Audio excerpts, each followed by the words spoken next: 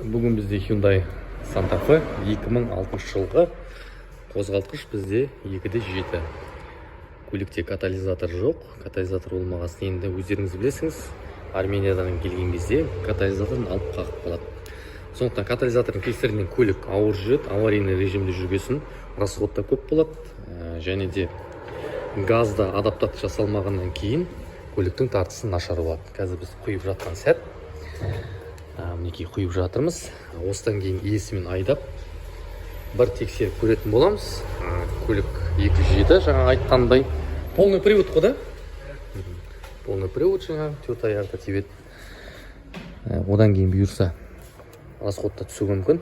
Евро 2 астындағы екінші лямбда сөнгеннен кейін көліктің жүрісі көп жеңіл болып қалуы мүмкін. Енді ойындеше қазір құйып болғаннан кейін бір қыздырып иесімен сұхбатын сұрап көретін боламыз. Көлік жақсы жүрді дейді. Қазір иесінен өзінің бір-екі сұхбат сұрайық. Не айтатын? Қалай, өзгеріс бар ма? Көлік керемет. Не байқадың өзің былай басқан кезде, жүрген кезде? Бір несі ашылғандай, өкпесі ашылғандай. Тезі қосылып тұр ма? Газы реакциясы. Ойланбайды. Машина көлік жақсы жүріс.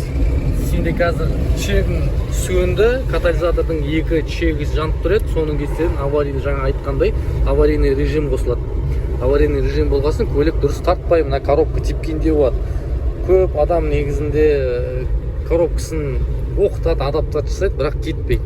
Бұның барлығы аварийный режимнен, соның кесірінен көлік катализатор болмағасын дұрыс жүрмейді. Қане басып көрші газды. 14-тікті алып көресің ба көрек. Жарыспаған сияқты сенің. Осы жерден кіре ғой. Осылай міне Santa Fe көлігімізді прошивка жасаған болатынбыз. 2.7, 3.3 барлық көлікке жасауға болады.